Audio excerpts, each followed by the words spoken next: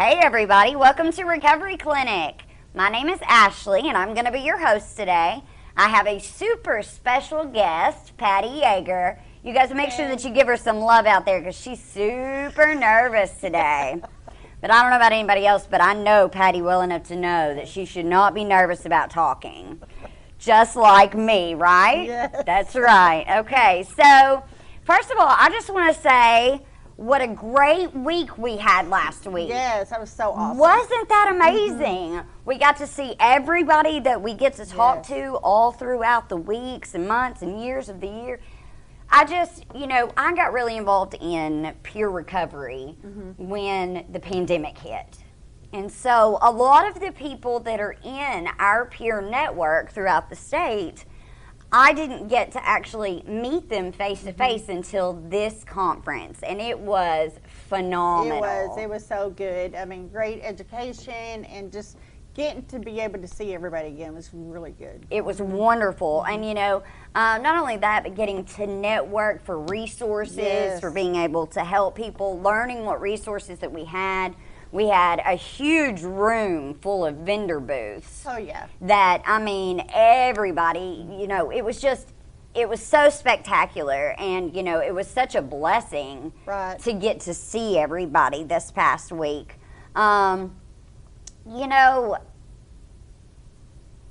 This is the month of recovery, and it couldn't be a better month for us to host that peer recovery conference. It just kind of solidifies everything that we do all throughout the year. Right, exactly. Right, and so we had some great guests.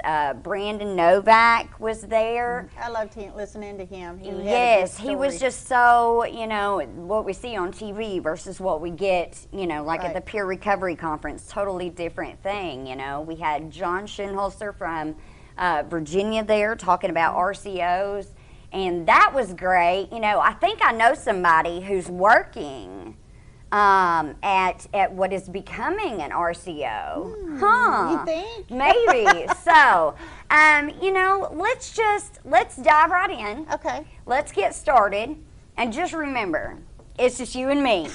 Okay? Just you and me. So, tell me a little bit about yourself. I know that you're not originally from Arkansas, right? Right, I'm from Louisiana. And so, how old were you when you moved here? 10. 10. So, do you have a pretty good memory of what it was like whenever you lived in Louisiana? It was just me, my mom, and my sister. And, I remember we were close to the gym. I ran to the gym all the time. Down from the candy store, I ran there all the time. It was good. Candy. Yes. I love candy. Yes, I'm starving.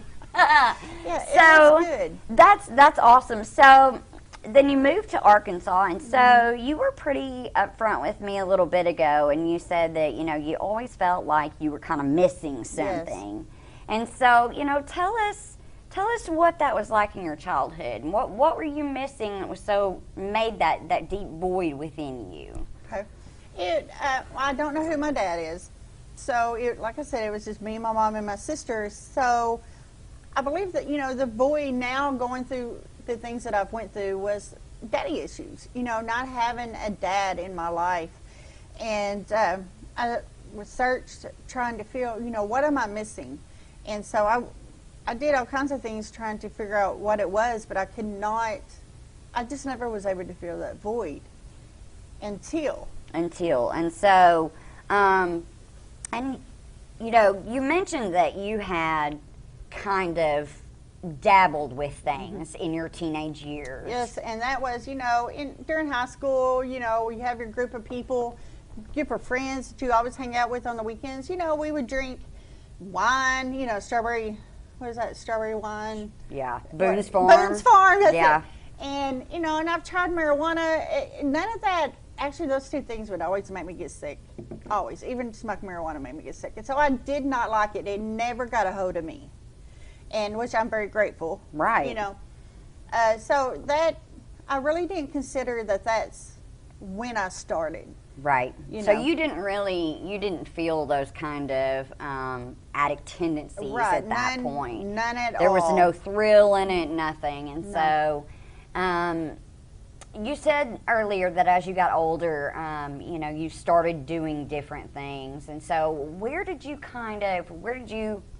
for lack of a better term, fall off the wagon? Where did you really get started in where you are, you know, how you got to where you are now? Okay, age of 21. When I hit 21, I was introduced to methamphetamine.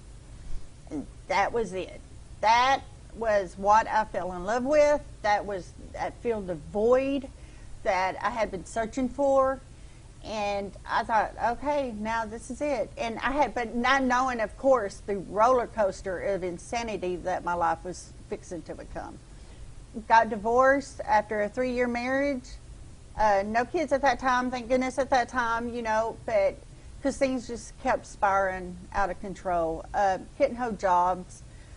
It started selling drugs because it paid my bills. So not only did I get addicted to the meth, I got addicted to the lifestyle, the chaos and the drama that it brought, and that was it was on. It was on. Yeah. It was on. Yeah, you know,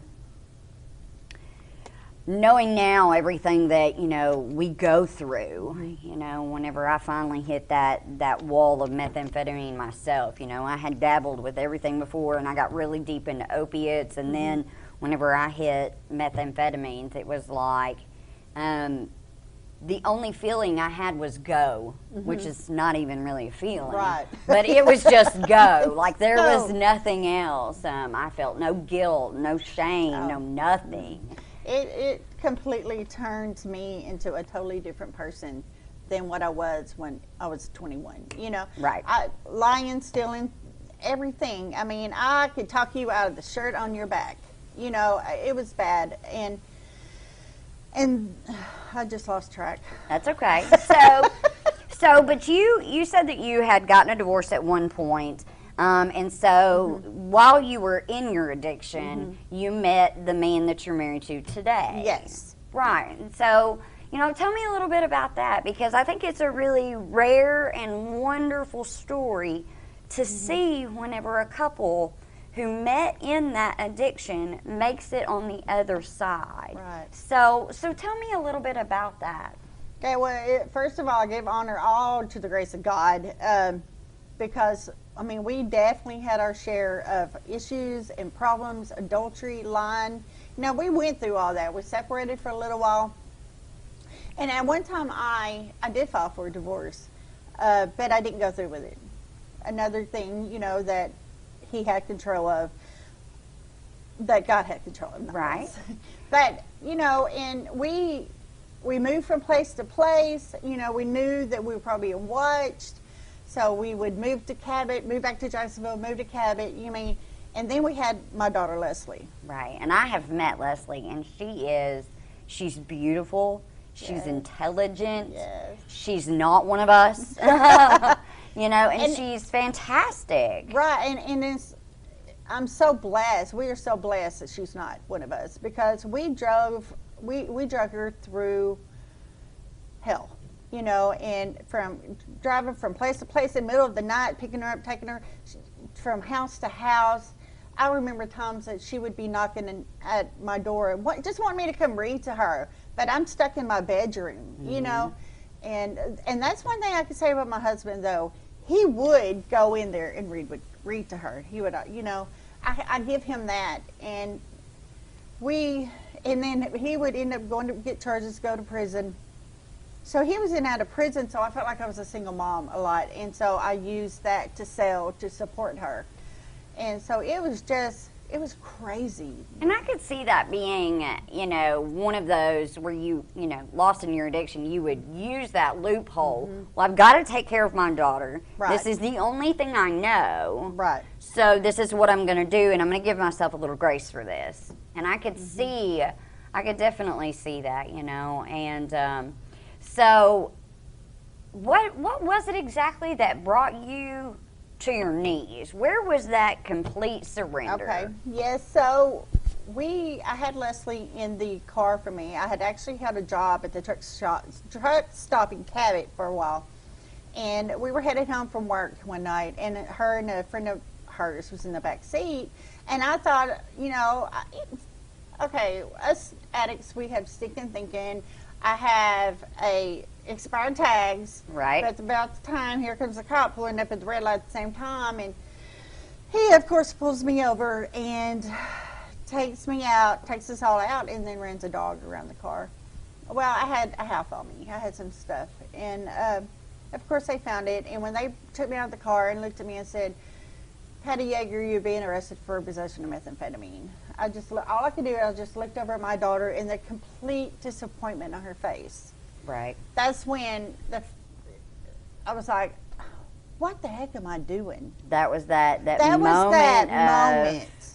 Like clarity, kind of like, what are you doing? And so, of course, I went to jail, and the cops had to take her to my friends. I got out a few days later, and for that possession charge, I got drug court. Mm-hmm. And I am a huge advocate for drug court. Right. Is it like a full-time job? Yes, it is. But drug court saved my life. Yeah, absolutely. And I don't know about anybody else, but recovery is a full-time job. Yes. Period. Oh, yes. Absolutely. Recovery is, if you are in recovery, you are working nonstop. Right. So, for anyone who, might be in their beginning of that drug court time and that phase of their life, you think that it is the best thing ever. It saved your life. Yes, absolutely. And my husband was in prison at the time, so he was getting himself straightened out, the best that they can in prison. There's programs and stuff in there. Mm-hmm. But you have to change up people, places, and things, first and foremost. And so I knew that that's what I had to do. I had to get away. And with him gone, I could do that. I could get my family. And we had our son, Joshua. And so I knew I had 2 kids I'm going to have to get right for. So they said prison or drug court. And so I went into drug court. And I thought, at first I'm like, I got this 14 months. I done a 5-year probation. I can do 14. But let me tell you.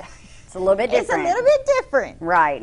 But I'm so grateful. And then I got in there, and there's a counselor, Janet Hawley. She was my counselor. She was amazing. She still is amazing. Yeah, you want to talk about an advocate for us. Yes. I mean, she is, and in fact, she came to the peer conference this past week, which is, just blew me out of the water, and she actually got Chief Justice Kemp to come. Mm-hmm. And so, knowing that we have people like her, and here's the thing, I didn't know how she got started in all of this, and, doing this interview, you kind of clued me in. Yes. And so, knowing that she has worked with us one-on-one and has been there to advocate for us from the beginning, she's fantastic. Yes, she helped me get into, because I wanted what she had. She was helping others, and my heart, the passion just started growing. Mm-hmm. So she helped me get into college, Pulaski Tech. I would go to her. She would help me pick out my classes. She walked me through my recovery, and because of her in drug court is why I sit here today. Right. But now I did have one mess up in drug court. Oh, those men, they get us every time, don't they? And after 90 days, I decided to go visit thought I could get away with doing what I want when I wanted, drive to out of county to see my husband in prison. Right. Well, it was Monday morning, I get a phone call. Did you enjoy your little trip? From my probation officer. I had no idea. I'm like, how did she find out? But she did. So they take you out of drug court for several months and reevaluate everything. And so during that time, I slipped up. I had a relapse after 90 days. And that was the worst for me. Some people say your recovery day, your clean day is supposed to be the most important. But to me, that was the worst. That I was so ashamed and knew that I was going to mess up so many lives if I continued to go that path. And I flushed it, and I gave it to God, and I haven't touched it in 11 years. And that's an incredible thing. And so when we were at the peer conference, I want to go back to what you were talking about, that being the worst point in your life and wanting to forget it. So when we were at the peer conference, I was sitting at the table whenever you came in and you talked about not knowing your exact recovery date. And so, you know, there were a couple of other people there, and the discussion came up of knowing that specific day. And, you know, it was like I was telling you, it is the worst day. Yeah, it is. It is the worst day because something dramatic happens to make it the last day. Right. You know, for most of us, for myself for sure.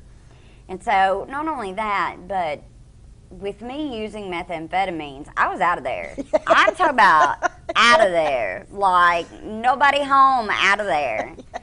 And so, whenever, the way I figured out my recovery date was other people. You know, in about 4 or 5 days after the last time that I used, with the help of my family, which is where I was whenever I stopped using, I could calculate back to, okay, this was the day that I stopped using, you know. And so I think that that's not as uncommon as we think it is, you know. You know, and of course I didn't tell my kids. I didn't tell anyone. I did not tell anyone what I had done because I was so ashamed. Right. I bet I was in Celebrate Recovery, you know, and because drug court got me, you know, you have to do outside groups. So that got me into Celebrate Recovery. And so, besides my sponsor, of course, but other than that, no family and nothing, I just moved forward. I was like, you know what, I'm moving forward. I'm not even going to let this defeat me. And I did. I moved forward and continued to Celebrate Recovery. And then I got a job. I graduated with my associates. And I wanted to give back. I wanted to do what Janet was doing. I wanted to help others. And then I started working at RCA. And what is RCA? Recovery Centers of Arkansas. Okay, that's here in Little Rock, right? Here in Little it's a Rock. treatment center here in Little Rock. I was there for about a year. And then I went to Quality Living Center, which is another treatment center here in Little Rock. And that I learned so much from Quality Living Center. I was there as a CIT, a counselor in training. And I did. I learned so much, and Dino and everyone they gave me the foundation I needed to move forward, because when peer recovery came out, I knew there was still something else I wanted to do. There was more, because I'm more of a one-on-one person. I like to work with the individuals or the peers on a more personal level. And see, with counseling, you can't do that. You have a lot more stricter ethics and all that. So when peer recovery came in to the picture, I was reading about it, studying about it, and I'm like, that is for me. Right. That's what I want to do. And then, so I went in, I did my hours, I tested, and here you are today. Here I am today. So I know that I just want to walk you back a little bit. I know that you worked at QLC, Quality Living Center. That's off Asher, right? Yes. Yeah. Yes. And so we went to Springfest.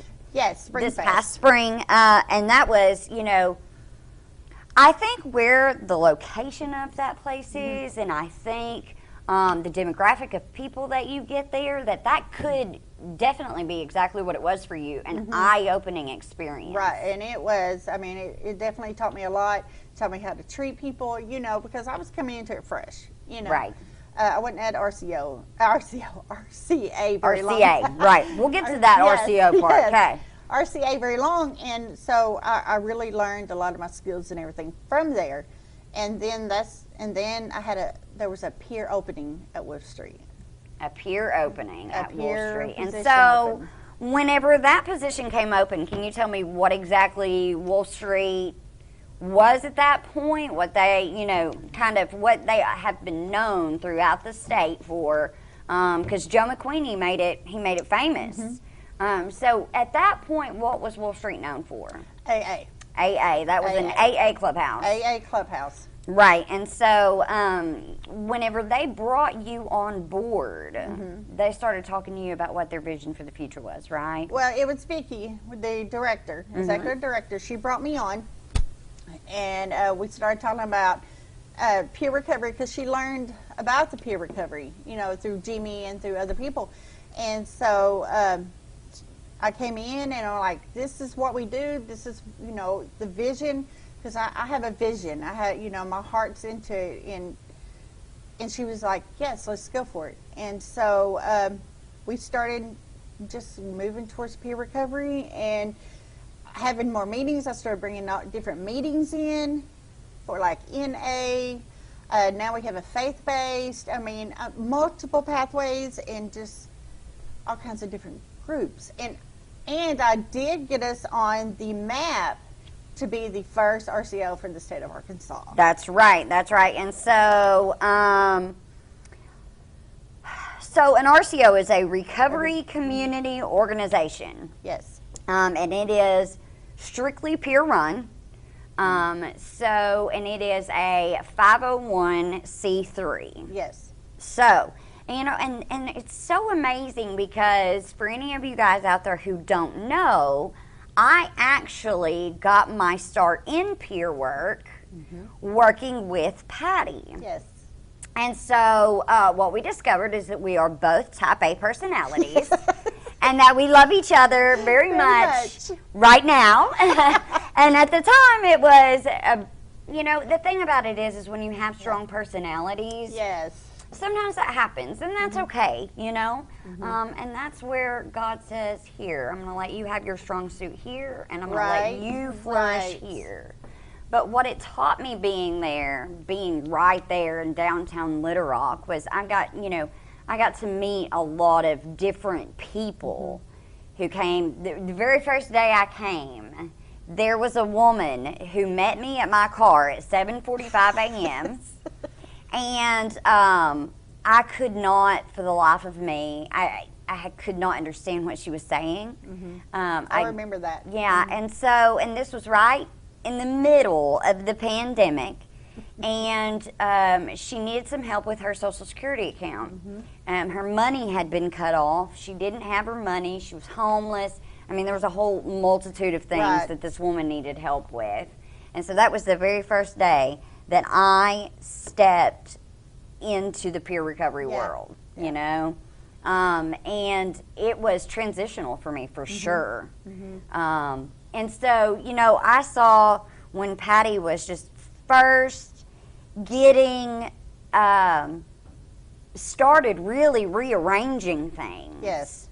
Desperately trying because, you know, being known as an AA clubhouse, there were some people there who really didn't want to open-minded. Yeah, the open-mindedness, you know, to do something a little bit different. And so here's the thing about an RCO is that it covers all different pathways to recovery. Right. It's a situation where it's not just we want this particular group of people to excel, we want everybody to excel. And so, you know, during my time there, you started all kinds of stuff. PAL, you started. There was an NA. We like I said, we got the faith base. We got Mara now, and it's growing. And now we are also starting an actual peer recovery program. And I have a great team who is very knowledgeable. They are helping me build up this peer program. And so if you go, you sign up, you go through it for 8 weeks, and then you'll get a certificate. And I'm working on getting it where the court will recognize our certificate. And so that is the next step that we're working towards, and getting CAPRIS accredited, which will be huge. Right. And so CAPRIS is basically, it's a guideline, a national standard guideline, right? And there's a lot to it. There is a lot to it. I've been working on it for a while. A long time. There's a lot to it, because at one point I was kind of helping you with a little bit of that. Yes. And that is something that you dive wholeheartedly into, and you learn as much as you can about it, because there's a lot of different intricacies of it, you know? And one thing I want to say about Wolfe Street, the board, you know, this is the best company to work for. They are 100% behind it. You know, they're behind me, and I could not have asked for a better position, you know, a better company who really truly supports their employees and cares and wants to see us grow. Yeah, I absolutely. want to throw that out there. They're great. Yes, They're great. the Wolfe Street Foundation, the board of Yes. directors, they're a phenomenal group of Yes, people. they are. They Yes, truly they are. There are some of them that have life experience with us, and there are some of us that are allies. Some of them that are allies of us, and so they just, like Dory Haddock. Yes, I You know, love and Dory. she works for Bradford as well, and so she's wholeheartedly on board for us. Yes. And Mr. Joe, and I mean, wonderful people. Yes. Like I said, they gave me an opportunity to really step into the peer world. So, Patti, I think you got something going on this coming weekend that we want to talk about. Is that right? Yes, this is my third, not in a row because of COVID, but third time to be able to do this. We had what got this started was a close friend of ours. Her son died of an overdose, and Trey Cotner, and something just rose in my heart, like there's got to be something I can do. We could do something, to help. So I started putting together the alcohol and drug overdose awareness. And the first year was at my church in Jacksonville. The second year I did it at the park in Jacksonville. And this year we are doing it at Wolfe Street. That's awesome. And I am just ecstatic about it. It is going to be so good. We have food trucks. We got like 20 vendors already setting up. Face painting for the kids. And then we also have free food. Raffles. We got 3 different raffles that are going to go on, and it's bringing the community together and showing people. My passion is to show people there is help out there. You don't have to go through this alone. Right. Come see us. That's what we're here for. Right. Right. Okay. So now, everything that you guys are working towards with this event is for children affected by overdose, right? Yes. And so all the proceeds go to... Well, all the proceeds are going to Wolfe Street. Right. Now, Shauna Trade's mom is wanting to start a 501c3. Right. For children affected by overdose. So she's bringing that into the event and trying to get that started up, because that's where her heart is, because Trade left behind 3 little girls. Right. Now all the donations and everything is paid for the event, and then it also goes into Wolfe Street so we can continue helping other people. And that's a fantastic thing. Yes. Wolfe Street does a lot of stuff in the community Yes. to really help and to help break that stigma. Right. That's exactly right. Right. And so that's what you're doing with this event, is to raise awareness and break that stigma, right? Mm-hmm. And so I know we went to, I'll get it out in a second, guys. Sheesh. I know that we went to the overdose awareness on August the 31st Yes. together. Mm-hmm. Right. And so there, whenever you walk up on the bridge and there's all those posters and they have all the pictures of the people there, I think one of the most heart-wrenching things is seeing the children walk up and point out their mother or father's face. Yeah. And we will have the banners. Oh, you're going to have the banners Yeah, there. the banners, all 25 banners will be there. That is, wow. Yes, wow. they're going to be there. That is fantastic. And so I know that you've got some speakers that are going to be there that day. We have 3 amazing speakers, Laura Monteverdi, Grayson Harvey, and Monty Payne, which is also the best supervisor. I have to throw that out there. Yeah, he's listen, I've been watching Monty. He's watching. He told me to make sure that to mention that guys are not always the problem. Right? Okay. So okay, so I'm so excited about this week. Yes, I'm just ecstatic about Saturday. It's going to be good. It's going to be good. Right, absolutely. So, this is the point in time where we kind of take a step back. Mm-hmm. We want to reach out to everybody who's watching. Okay. We want to lend a supportive ear, really put out there what we are trying to do here, okay? So, if you want to talk to everybody out there, if you want to say, hey, this is what it's like to be in recovery, talk to them from your heart, kind of let them know what exactly where your heart is today. Okay, hey everyone. So my heart is just to show people that you're not alone. There are people who care and who want to help and hold your hand and walk you through this recovery. We're here for you to take that step. And Wolfe Street, you come and see me. I'll help you get into treatment. Wherever you need, that's going to help you get to where whatever you need to help you get where you're going to go. It's what we're here for. Sorry, I got tongue twisted. But my heart's just to let y'all know we're here. I love you, and recovery is the best thing that I could have ever done in my life. For my kids, for myself, my husband, because of all this, he's still sober today too, 13 years, and we've been married 25 years, together 27, and I would not pass up anything. If I had to do it all over again, I would do it the same, because going through everything that I've went through has got me to where I'm at today to be able to help someone. And my passion is to let everyone know we're here, I'm here, and recovery works. And the one thing I could say about, just don't give up. Don't give up. Just keep trying. If you fail once, get up and try again. And for family members, just keep loving them. And sometimes you have to live them with boundaries, but that's okay. That might be what saves their lives. Because I'm here. My mom's never gave up on me, and her prayers is why I'm sitting here today too. So just don't give up. Don't give up. Don't give up. Don't give up. So, do you want to go ahead and give out the address and the time for this coming Saturday? Wolfe Street, 1015 South Louisiana, downtown Little Rock, and it is 1 to 4. And if we have any more vendors that would like to set up, just get with me before Saturday. And we still have a little bit more room. We're about full, but you got a phone that number? whole parking lot. 501-516-3578.